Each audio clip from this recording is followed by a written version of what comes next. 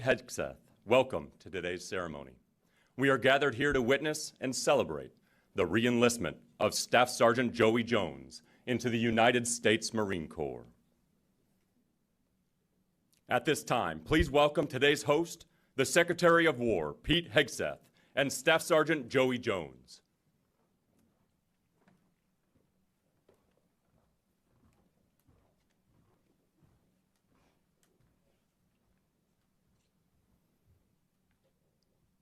Mr. Secretary, the floor is yours. Well, please take your seats, please. How we doing?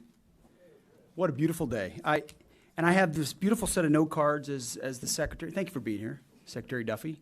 As he knows, they prepare these wonderful remarks and then you just ignore them.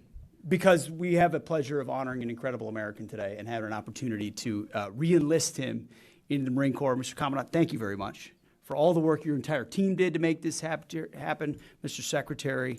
A lot of work went into saying, hey, this is the kind of American we want back in uniform, not just because of what he did and what he's done in uniform, but because of how he represents the fighting men and women of our country. So a lot of you knew Joey, Sergeant Jones, long before I did, and know about what he did on the battlefield, whether it was being a radio tech first in Iraq and then switching over to EOD and then going to Afghanistan. And I think it was over 80 IEDs that you were a part of disabling, and then one got the better of him. He tells the story better than I do.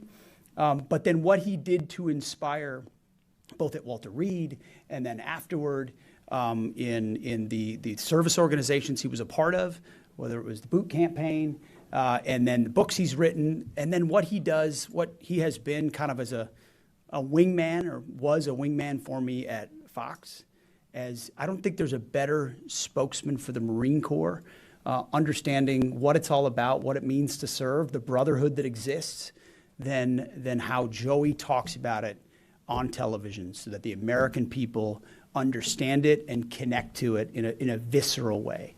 You can talk about it academically, you can talk about it from a detached but perspective, or you can talk about it having lived it the way he has. And if you spend any time with him, which I know a lot of you have, you know it's in his bones. It's in his heart and soul, wearing that uniform. Semper Fi means that for him every day, whether he's wearing camouflage or wearing the makeup that we wear when they powder it on our faces over it. War paint, that's right, war paint, I'm sorry. He's just a good human being who does the right things for the right reasons. And when I first got word that he was interested in getting back in uniform, it actually didn't surprise me. One, because I know your passion, and it was motivating for me to know that meant that you were seeing the types of things we were doing, changing the environment in a way that, hey, I want to be a part of that too, and then you can help amplify that even more to the young people of America. And we've seen that with record recruiting numbers last year, and then we're beating those records this year, and then alongside the re-enlistments, like young Americans are looking up at the men and women in uniform and saying, I want to do that profession, the profession of arms. And when they see that the guy they know on TV, that they maybe only know from TV, and they know that he served, wants to get back in uniform and be a part of that, man, that gives me the shivers just saying it.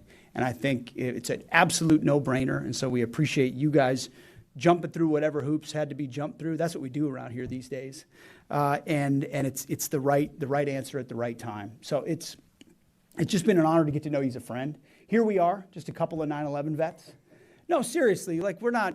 Let's be honest. There's nothing. Both of us went. And I was a platoon leader. You were an EOD guy. Had no expectations for anything beyond serving our countries in these conflicts, and I raised my right hand to serve my country and do my part and come home. And we both got involved in veterans organizations and veterans causes. I didn't even mention Capitol Hill, where you worked at the VA committee. Like you just wanted to advocate for the guys doing the things, for the folks doing the stuff, and that's all I ever wanted to do too. And then through the stories that only God writes, it brought us both to Fox. It brought us our paths together, working on films, working on books, working on shows, working on specials, trying to bring to life what a modern warrior's life looks like, what those experiences are like and the struggles are like. But it was always rooted, I think, for the both of us in a heart for the soldiers, in a heart for the Marines, with a heart for the folks doing the heavy lifting, knowing that now that we're on TV and the lights are bright, it's not about us. Just like I watch you, it's not about him. It's about how do I amplify back to the audience an understanding of the brotherhood, an understanding of the sacrifice, an understanding of why it's so special and should be revered for what it is. You do such a good job at that. I stop and watch television on Saturday and Sunday when he's on, if he's commenting on something. And you know that difference, right, Sean? Like, there are people you stop and you watch. And you stop and you watch him because he's got something meaningful to say based on a life experience. And now he's got a chance to put the uniform back on. He's going to be here in the Pentagon. He's going to report to my office every day, Monday morning, 7 a.m., whether he likes it or not. But we are privileged to have you back in service. You never really left. And now here you are, raising that right hand, serving our country. It's a proud moment for me. I've had a lot of wonderful, proud moments in this job. But to look a friend in the eye, a patriot in the eye, who's given so much and now wants to sign up and give even more is really cool. So congratulations. God bless you, and let's do this thing. How about that? Yes, sir. Outstanding. Ladies and gentlemen, please remain seated for the reading of the Certificate of Reenlistment.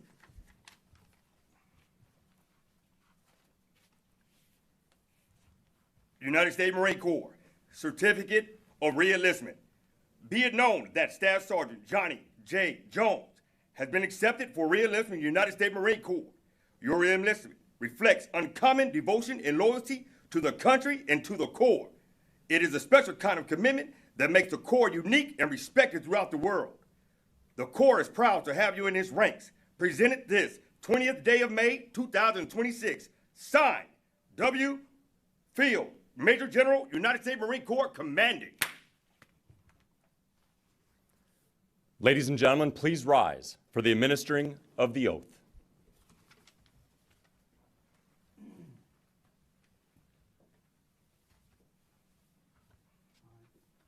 Raise your right hand, repeat after me.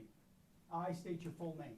I, Johnny Joseph Jones, Do solemnly swear do solemnly swear that I will support and defend that I will support and defend the Constitution of the United States the Constitution of the United States against all enemies, against all enemies, foreign and domestic, foreign and domestic, that I will bear true faith that I will bear true faith and allegiance to the same, and allegiance to the same, that I will obey the orders that I will obey the orders of the President of the United States of the President of the United States and the orders of the officers and the orders of the officers appointed over me, appointed over me, according to regulations according to regulations and the Uniform Code of Military Justice. and the Uniform Code of Military Justice. So help me God. So help me God. Congratulations.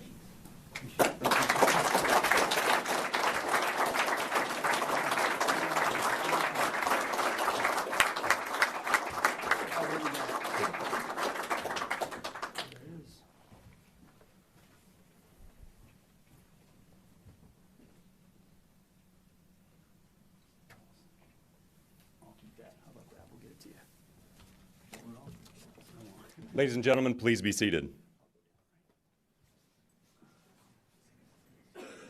Staff Sergeant Joey Jones.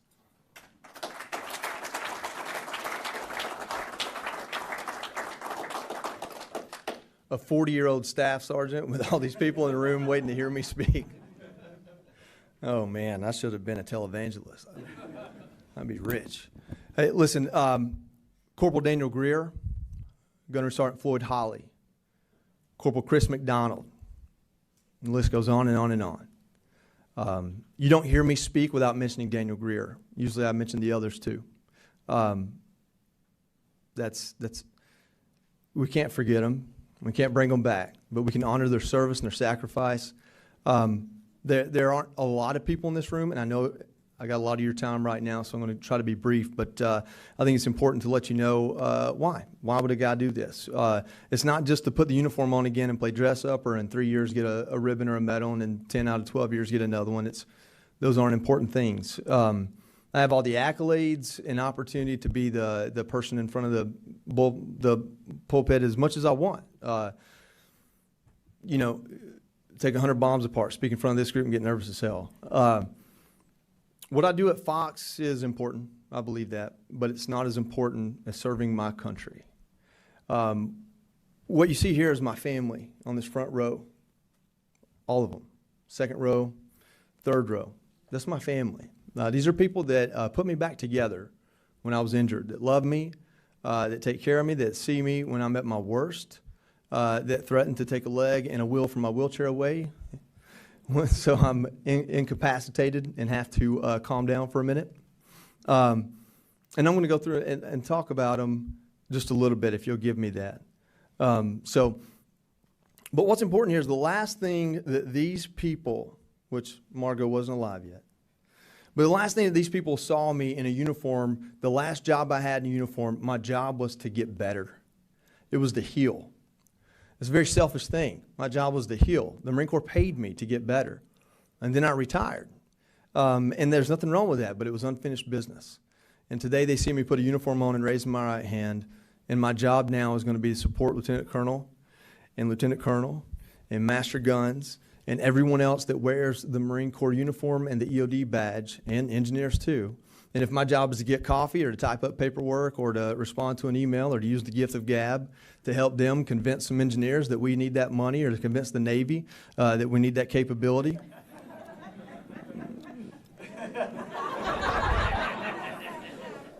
then that's what I'm going to do. And if there's an opportunity for me to serve, there's no reason why a no-legged 40-year-old staff sergeant should be able to put the uniform on other than these men believed it. And the goal here is to open that door for anyone else that has something left to give. And, I remember Commandant General Amos telling me, once a Marine, always a Marine. I didn't know I was going to have to cash that check almost 20 years later. And so it means a lot to me to be here today. The other people that are here in this room, other than those that I served with, are people that spent their life after a military career or without one, creating nonprofits that literally put us back together and keep us motivated, that invest in us so that we don't become Tom Cruise and Born on the 4th of July. Because that's what my mom thought. She thought I'd be in a wheelchair and probably a drunk and incapable of providing for myself, much less others, or doing things like that. And that wasn't her being negative. That was just all she knew. Because that's a narrative that Hollywood and culture gave her. That's what we saw too often after Vietnam. And if anything, my life's work is to change that. Is to change that perspective and narrative so that people know the men and women that get injured or go through the worst that war has to offer in that 20-year war, or that 10 two-year wars, if you ever hear me say that, that there's a lot left to give. And so I don't know that every man and woman that served in our service during that war and got out early, and I say early, didn't retire, I don't know that all of them need to put the uniform back on, but I think a lot of them need to know that there's a way to serve. Either their community, their family, the people they love, the people that love them, and this country. And if me putting the uniform on and walking around this Pentagon, which is like PT to me, on these legs, if that helps in any way, or if these two men have their weight walking around Camp Lejeune and 29 Palms, if that helps in any way, take pictures and tell people about it. But that's not why I'm doing it. I'm doing it because I have a debt left to give. I get to be the guy on TV that gets pats on the back, while men like these three here have given almost everything they could, shy of their life and maybe a couple legs, I got that on you, to this country. And so it just means the world to me to be here to finish a story that I started writing 21 years ago. Is that math right? April 24th, her birthday, 2005. Came back in April 26, 2026. So I'll be 40 in July. And my goal is to be the oldest staff sergeant in this building in the Marine Corps at least. And then after that, gentlemen, feel free to promote me as much as you'd like. All right. Thank you all so much. Everyone in this room, I love you because you're choosing to serve your country, and you're here because of it. Staff Sergeant Marine Corps, I got two secretaries standing in front of me that I used to make fun of on TV about, every little thing I could because they were just so good at it, and look how good they are at what they do now. It's amazing. 3 secretaries, actually. Just smart enough to not do the TV gig beforehand. I can't believe you wanted to run for Congress, though, or Senate, or Lord help. You got integrity, and I appreciate that. Nervous as hell. I'm going to stop while I'm ahead. Thank y'all so much, and I can't wait to go get coffee for that guy or whatever it is I need to do. I'm excited. God bless you all. God bless America.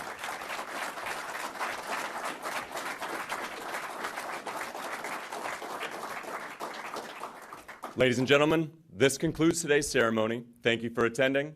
Please come on up or down and congratulate Staff Sergeant Joey Jones, United States Marine Corps.